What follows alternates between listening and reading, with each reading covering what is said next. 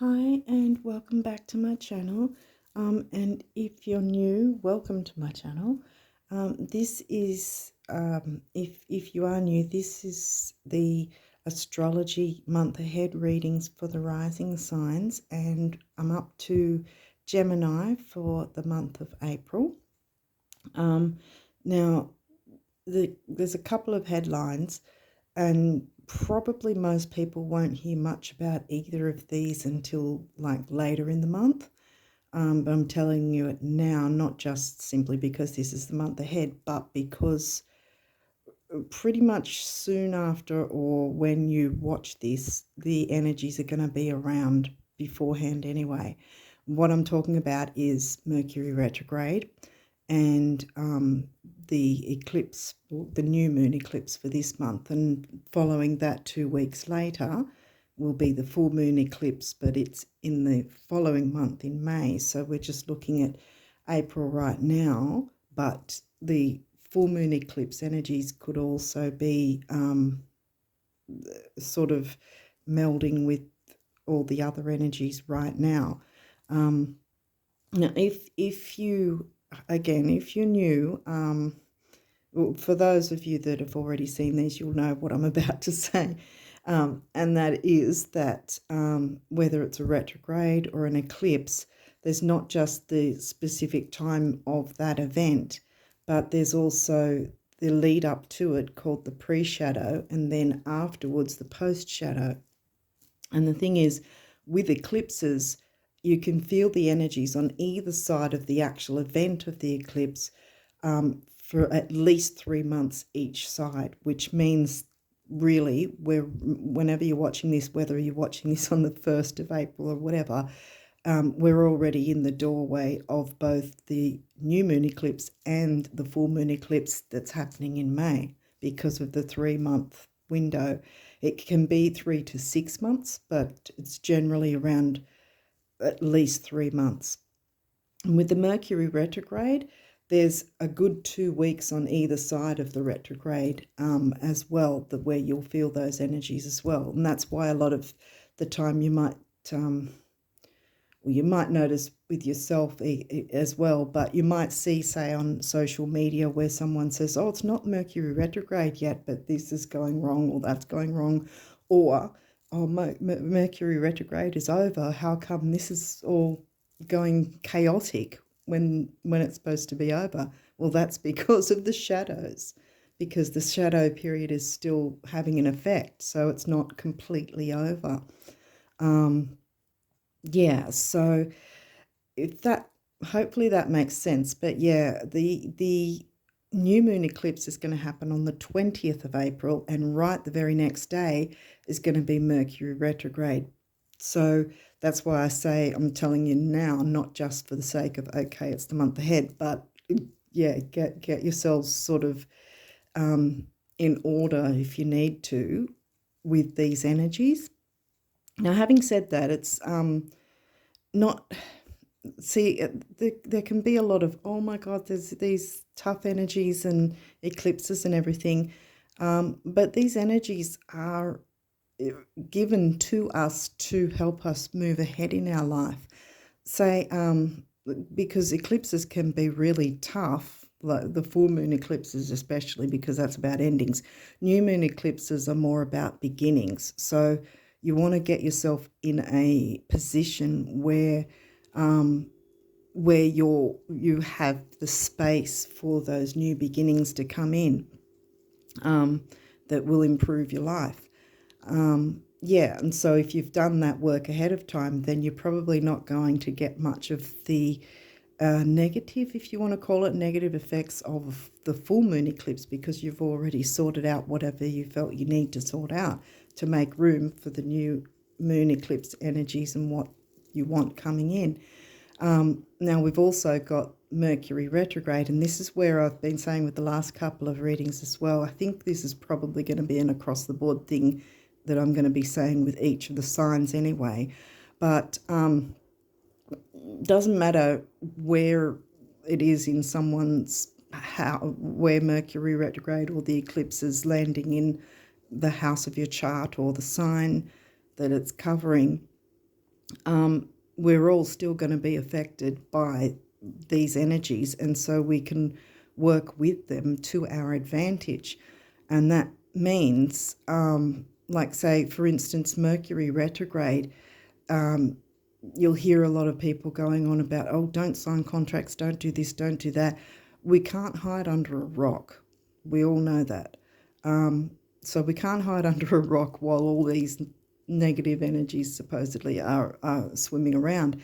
But at the same time, we do have to be very careful if we are in a position where we have to sign a contract. So the thing is, I guess the trick is, because the whole point with Mercury retrograde is looking back at things, not really reminiscing, but looking back in order to see if there's something that needs to be tweaked or changed or let go of altogether, or revamped, renewed, reviewed. And this is where the contracts idea comes in too, that you if you feel you need to reread a contract 50 times, 1,000 times, then do that. But don't be too afraid to sign a contract, because the thing is, it might be something that is going to improve your life. The thing is, with Mercury retrograde, it's about, and really the eclipse energies as well, they're both, this is why I say you can kind of meld them together and work together with all the energies together in a sense, because what can happen is, say you've got a car that's got wobbly wheels and it's on its last legs, and you want to get a loan to get a car, for instance, so that's signing a contract. Then you go, oh my God, I can't do that because of Mercury retrograde, and yet you're still driving around in a very dangerous car. That doesn't make sense, does it? So in that way, by looking into it and going, okay, I will carefully look over any parts of the contract to make sure that I've got everything, cross the T's, dot the I's and all that sort of thing before I actually sign over, so to speak, then that's really the hardest part of it, because what you're doing is you're getting a much safer car, which means you're working with the energies of Mercury retrograde. So I kind of like to say it's sort of making the energies of Mercury retrograde happy, and so it will work in your favor. And it's the same with eclipses. If there is something that if you're honest with yourself, this is probably where shadow work comes in, but if you're honest with yourself about if there's something that you're clinging on to or someone, but it's something that's not good for you, if you're honest with yourself and it's holding you back, or it's not good for you in some way, if you're honest with yourself and you go, yeah, okay, that's the case. It could be something as simple as being, I don't know, I used the example with one of the earlier readings. Say you're eating too much chocolate and you don't give it up, you refuse to give it up, and then the eclipse comes along and suddenly you've gained 10 pounds, or you get sick for a bit because you've overeaten on chocolate. It could be something as simple as that. So it's sort of look into different areas of your life to see what might be able to be manoeuvred, changed, ended, or begun even. Maybe something needs to start so that things can improve.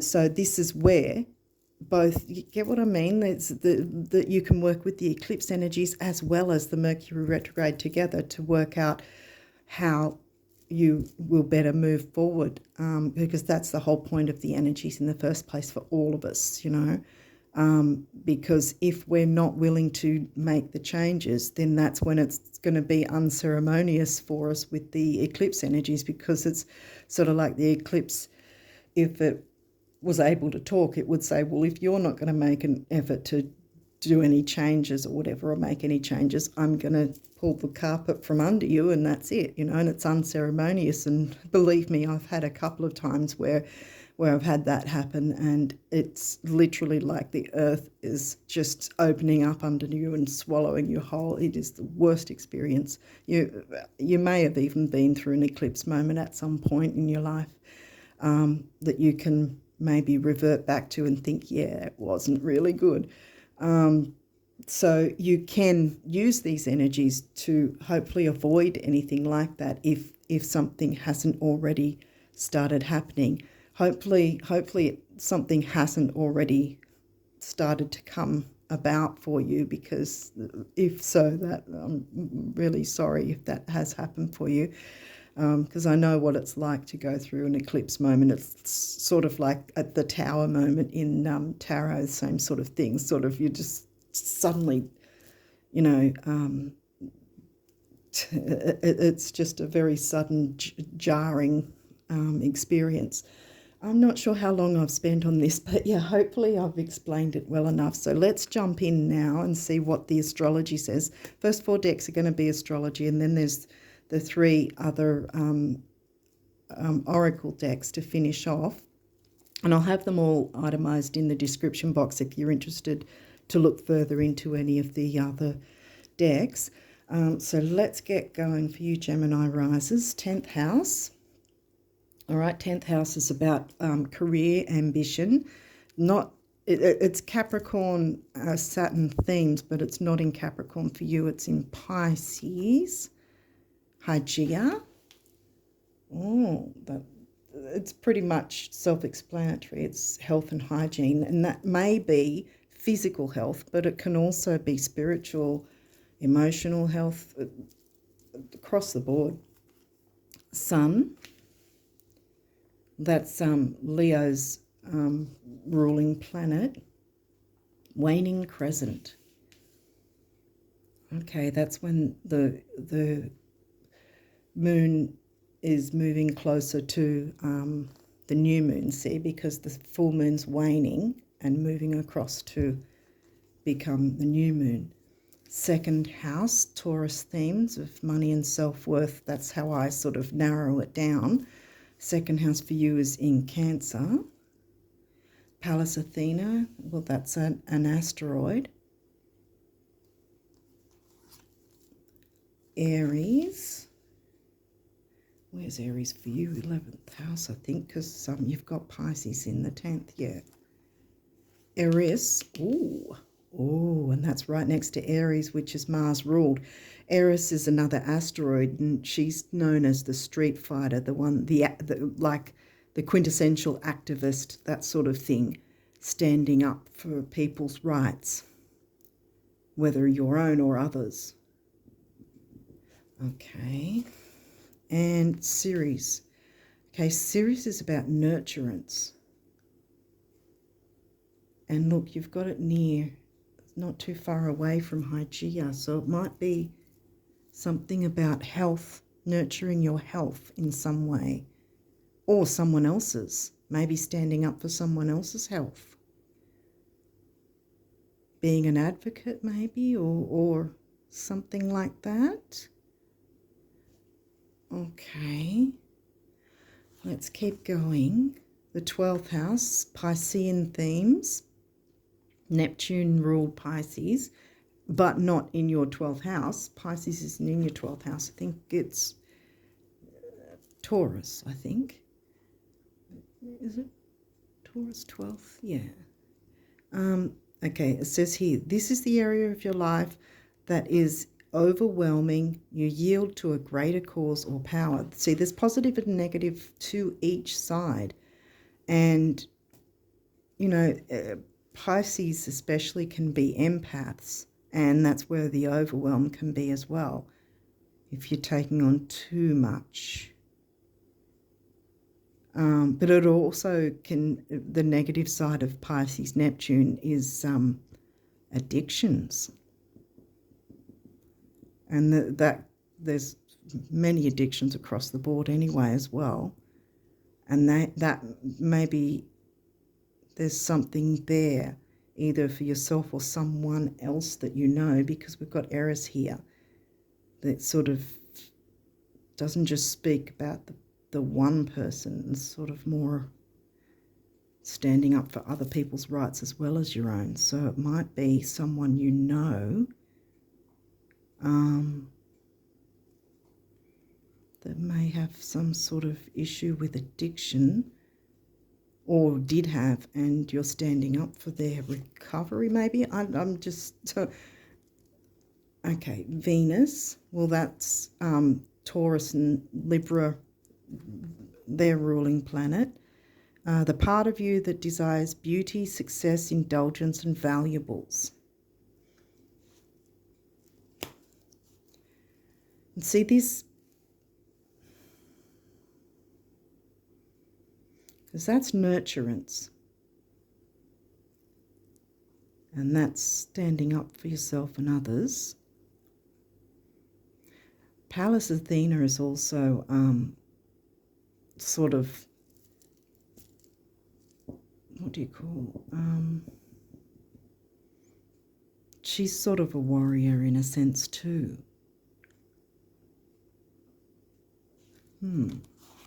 Okay. Second house. We've got second house twice. Taurus themes, money and self-worth in Cancer for you, which is also a nurturance sort of water sign. Well, Cancer is the sign that's all about nurturance, home and family,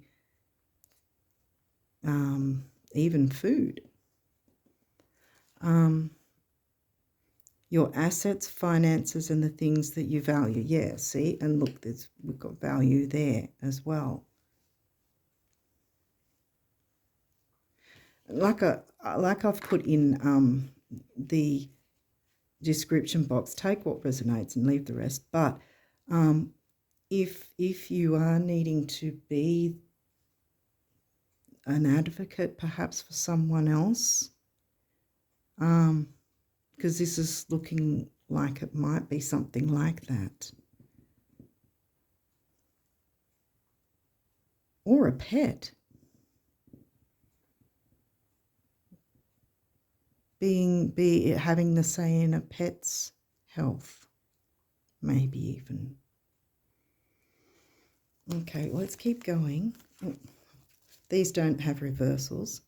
Aquarius, the innovator. Have I got them all upside down? Yes, I do. Sorry. 7th house. Okay, that's Libran themes. Aquarius is Aquarius is your 9th house. We had 10th and 2nd specifically. 7th house is, who is in your 7th? Sag, isn't it? I think so. Well, now it's not upside down. Trine, well, that's good because that's an aspect, and that's, here it says flows, so it's easy flow. So it's not difficult energies then with the trine. What else have we got? 11th house. 11th house themes of Aquarius. 11th house is in Aries. We had Aries. Yeah, Aries came through before. 6th house, Virgo. That doesn't surprise me. It's not Virgo for you, but Virgo themes is 6th house, about health and duty and service. And here we've got Hygeia. So there's some sort of health element in some way, whether your own or someone else or a pet. 2nd house. Wow, look, money and self-worth. We've got it 3 times. 2nd house 3 times. Taurus themes. Taurus is your 12th. You had 12th house, didn't you? Yeah. Scorpio. Ooh, the animal. And Taurus here says the bombshell. Assets. Well, that makes sense. And conjunction. Conjunctions just are neither good nor bad. It depends on what is in conjunction, and it also depends on aspects such as this, because this is also an aspect, conjunction and a trine. And considering I'm putting it right underneath there, trines are easy flowing. Conjunction just simply means 2 or more planets in the same section of a house in your chart. So each section, if there's 2 or more planets in a chart, in an area of your chart, then that means it's a conjunction.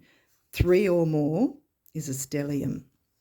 And right in the see this blank circle here, if you get your chart generated, you'll often see little shapes in the middle, in the very middle, and a lot of lines going everywhere, and often coloured lines, and you'll see shapes like that. That is your aspects. Okay, I think we'll continue on. Transits. I forgot to say, I always seem to forget now, these can have reversals, these ones. Transits, climate.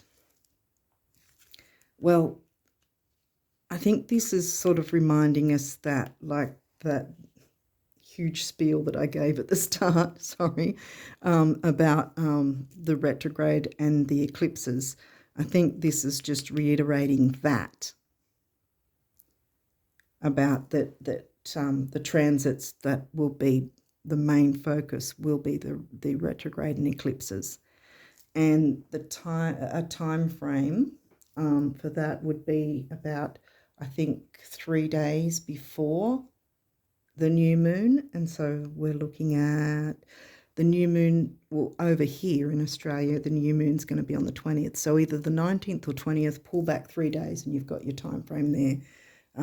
You might want to make note of what goes on around that time, but also because it's right before the new moon, it probably might be a good idea that if there is anything to let go of, because before that happens, there's a square, and there's a square before the new moon and a square before the full moon. And all that means is that the square before the full moon is obviously after the new moon, and the square after the new moon just means about recommitting to all your dreams, goals, wishes, all that sort of thing. The square before the new moon is coming off the back of the full moon, and it is reminding you that if there's something you haven't released or let go of or dealt with or closed off in some way, it could just be tasks, it could be anything. It could be releasing of things that have hurt you. It could be anything like that. And that is what the square is about there, which is usually a week before the new moon happens. So it's the one where you need to, if there's anything you feel you need to release a bit more of, well, that's the time frame. And so is that 3 days before. Technically, even up to an hour before the new moon happens, you can do any release work as well. Because once the new moon comes along, it's a different energy, and then you've got all your goals and wishes that you're wanting to work on after that. Okay, so we've got dignified strength. See, so that's good. It's upright. So you're getting the strength to, and the trine is an easy flow. So it's not that you've got difficult energies. And this, see, this is actually good too, because look, this is retrograde review. And it's in reverse. It could, because sometimes when I see reversals of these cards, it could be that you're internalizing things, and maybe there's something in that sense that you need to look inwards to review maybe your own emotions or your own perceptions of things. Or it could mean that you're simply going to be supported in how you review your things, if that makes sense. Okay, and the last one here is conjunction again, alliance. Okay, so we've got conjunction twice, so something's conjuncting. You've got 3 asteroids. If you, or 4 actually, sorry, Hygeia as well with the health thing. Yeah. Yeah, right. So the sun in your chart, so you're looking at your sun sign, whatever that is, might be involved as well. What have we got most of? We've got Taurus. What else? Well, Taurus is in your 12th, yeah. What other sign came through a bit? 10th, 2nd. Yeah, well, and we've got Venus as well. We've got the Sun and Venus as the planets, and we've got 4 asteroids. If you get your chart generated, go and look at the settings that if they offer some settings. I've got a couple of places in the description box if you want to go there and find out. Get your chart generated for free there. And I'm not affiliated with them. I just like to use them. So yeah, anyway, look in the settings part and then set it with the asteroids as well. And that way you'll see what is in your chart and maybe something is conjunct. And there might be a bit of, because the transits is here as well. So there might be something to do with the transits and what's conjunct in your chart. So there might be a connection there. Hopefully that makes sense, but I'll keep going because I don't know how long I've been, and my phone often cuts out when I least expect it, and it's very annoying.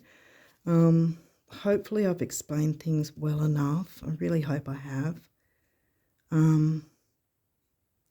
Because if a square hasn't come through, but the difficulty just might be about trying to get on track in a sense and trying to get used to working with the energies of the Mercury retrograde and the new moon eclipse this month, you know, and getting your affairs in order, so to speak, I guess. Getting yourself in a prime position so that you're not going to get negatively influenced by the full moon eclipse that comes in the following month in May. I'm getting, okay, maybe something to do with your throat chakra too. And the speaking up, see, Eris, the Street Fighter, Pallas as well. So you've got 2 asteroids that are about, you know, speaking up and speaking out. But there's a lot of nurturing here as well. And Venus also is very nurturing. Ceres and Venus, Hygeia with your health, spiritual, emotional, mental, physical. Could mean anything. And as I said, it may not be you personally. It might be someone you know, or it could be even a pet with health issues. And you need to sort of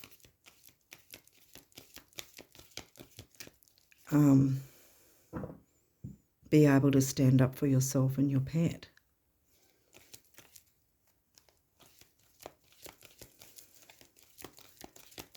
And these energies are saying you can. And you've got the 6th house as well with the Virgo themes of health, duty, service. 6th house for you is in Scorp, and you've got Scorp come through again. So you have got a few connections here. Hopefully it's making sense to you guys. I don't know if I've explained this one well enough or not. I think I spent a long time explaining the actual retrograde and the eclipses more than sorry. Okay, so what's the numerology for you Gemini risers?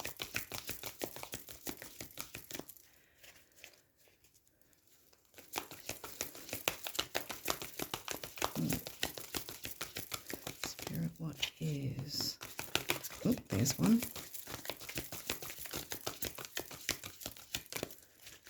What other messages for the Gemini risers? Numerology for April.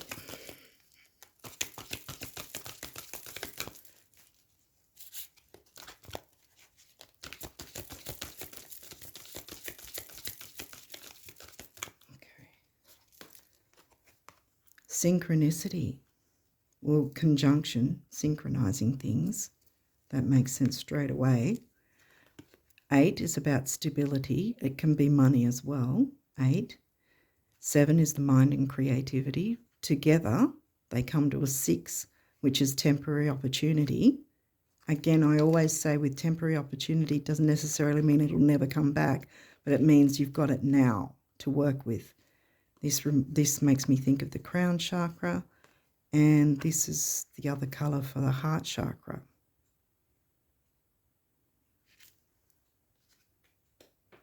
Okay, is there any other messages?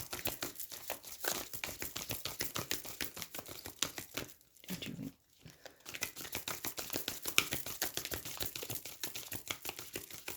No, I think that's it. Wow, okay, you get one numerology card. All right. But I think that's kind of explaining it, though. For you this month, I think it's going to be about synchronizing things together, melding it all together. And you're Gemini, so you're going to be, this is your territory, you know, having all these puzzles and things to work out and think things through, you know. So you've got Mercury. Yes, Mercury is going to be retrograde, but as I explained, it's not necessarily going to be a negative thing for you. And yeah, because there's so many good things that can happen with a Mercury retrograde. You can get, say you need something like plumbing repairs or car repairs, and with the Mercury retrograde, it gets fixed, and the price is you know, more affordable than you expected. It's a welcome relief. Or you might want to take a piece of clothing back to a shop and get your money back where for some reason you weren't able to before, and then suddenly that opportunity opens up, you get your money back. You can return whatever clothing you didn't want and get a full refund. Or you can get bargains on some sort of item that you might have wanted that just was too expensive and suddenly goes on sale, say for 75%, and never has happened like that before. That's the sort of thing that can happen in a Mercury retrograde. So we can't hide under a rock or in a cave, because there is opportunities with a Mercury retrograde that wouldn't normally happen outside of one. So you can have the power, and to me, with the trine, even with this reversal, I think it's more about it's been an internal struggle maybe until now, because look, this one says empowerment. You can get empowerment. I think that's what's going to be happening for you guys this month. You're going to feel empowered, which is fantastic. Okay. Oh, we've already got a couple of messages. These are from the universe, if you haven't seen these readings before. Notes from the universe on abundance. This deck is about. Is there any other messages? No, you want those too. Wow, they're really to the point right now, aren't they? Because usually I get more cards. Which one came first? Oh, I'll read this. Don't know if it's clear enough with the phone cam, but I'll just read it off camera. The secret to getting rich is knowing that you already are and then acting like it. Do tell me, who manages your assets and those gems? Are they real? See you in Cannes. The universe. I think isn't that Cannes Film Festival or something like that? Okay.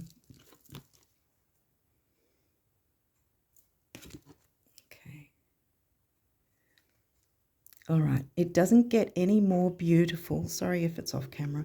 It doesn't get any more beautiful, any more magical, any richer, or any easier than things are right now, until, of course, you start expecting it to get more beautiful, magical, richer, and easier. At which point, I hope you have a really good broker who loves you, the universe. Exactly.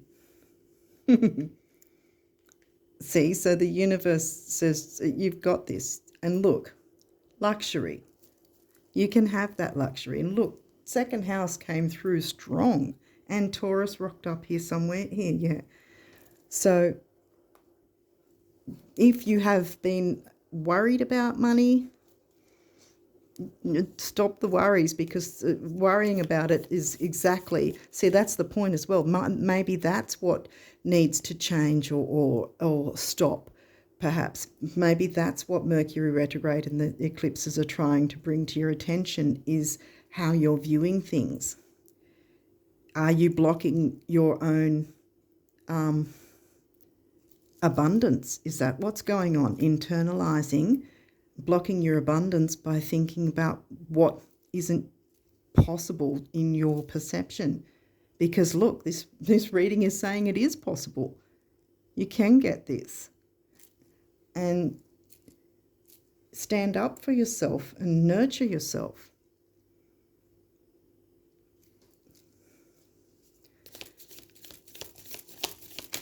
Even if it's standing up for yourself to yourself, if that makes sense. Like having words with yourself about how you've been perhaps blocking your abundance from flowing in, because this reading's saying that you can have it. You can have that abundance. You just need to start thinking more abundantly. Okay, all right. Talking of abundance, that's a lot of cards. Hopefully I'll get them all in. But let's get going with these, and hopefully, like I said, I'll try to get them all in time. Okay, courage, yeah.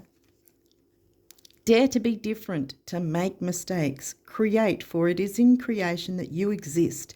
In this world of dreams that stem from the eternal heart, you are one with all creation.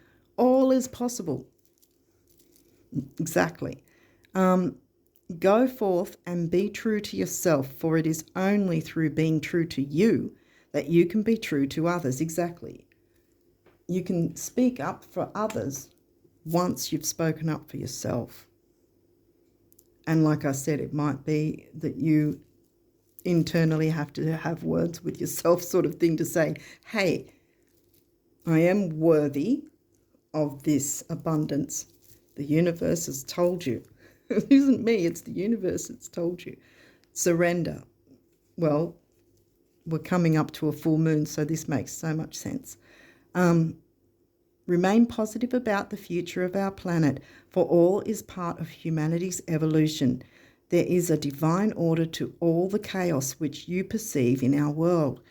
Nothing will ever truly change until we learn to love and accept all as it is. Lovingly surrender your judgments and expectations, and your life will magically transform.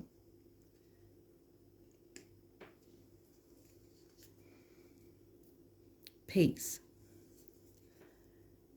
Calm your thoughts and move your awareness to a peaceful space inside your heart. Feel the ebb and flow of love. Flow was the trine. Feel the ebb and flow of love. Sorry, I'm reaching over. Where is it? Feel the ebb and flow of love. The eternal movement. Is it? Movement? Yeah, movement of the stars. Your life is forever unfolding to greater spheres of love. Relax and do not worry about anything, for all is well. You will soon enter a time of well-earned peace and tranquility. Yay. See, if you've already got the idea of how to work with the energies, bam, you're off and running. Like I said, you're Gemini. You know, you've got the mind to do all this. You've got, see, boom, manifestation. Believe in yourself. Yes, second house. Here we go again. Money, self-worth. Believe in yourself. Trust your instincts and follow your heart. For in doing so, you shall manifest all your heart's desires. Yay! The life you have for so long aspired to create will soon manifest. I get a bit animated, I'm sorry. But yeah, balance. Okay, difference is a necessary part of human evolution, and everything in life is comprised of opposites, which together make life whole. If you light a candle in a room already flooded with light, the light of your candle would be indistinguishable from the light which already exists. Because of darkness, we are able to perceive light. Both are necessary. And that makes me think again of the retrogrades and the eclipses. They might seem like dark energies, but we can work with them and bring our own light to the situation. Breakthrough, yes, yay. How many beautiful, heartfelt wishes have been crushed by fear? How many times has society's voice of disapproval cast a shadow on your dreams? It is time to break free of these false beliefs and realize your dreams. Allow your heart to guide you. Trust your inner guidance. The time is right. And yes, it is.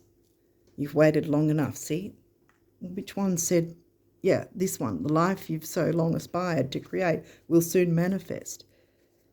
You've waited a long enough time. Positive outcome. Here we go again. At this very moment, you are sowing the seeds of your future through your thoughts. See, here again, your thoughts. Feelings, beliefs, and attitudes. Whether through love, fear, or indifference, you are always creating something. So remember to keep your thoughts, beliefs, and attitudes positive, and you will create a positive outcome. Exactly. And last but not least is prayer. Dear guardian angel, help me to believe that all is possible through love. Help me manifest my dreams and live an inspiring and fulfilling life. Help me to feel God's presence in every moment.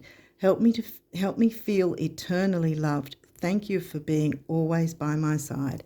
Yeah, I am going to pop this one at the top because that's pretty much saying it all. The energies aren't negative for you. They're actually. I guess that's pretty much what I was pointing to when I opened the reading about the retrograde and the eclipse. That these energies, you can work with them to your advantage. But yeah, like I said, if there's any kind of thing that needs to be signed or contract or whatever, by all means, read it 1,000 times over if you need to. If that's if that's what you want to do, then yes. But as long as you've got all your T's crossed and your I's dotted and so forth, then you can pretty much know that if there's something that's going to be of benefit for yourself and others, then the retrograde and the eclipses are going to work in your favor. If you've already got, say, like I said with the other ones, if you say got a car that's in good working order, but you're like, no, I want to get a Ferrari and I don't know, what is it, a Rolex watch and everything, and flaunt all my money, then that's when things are not going to work out, and probably the Ferrari might break down quite often, that sort of thing, because you won't be working with the energies in a positive way, in a constructive way, which is what the retrogrades and the eclipses want, is working with it in a constructive way. And that's where you move forward. And that's where you have your manifestation. See, all your heart's desires here.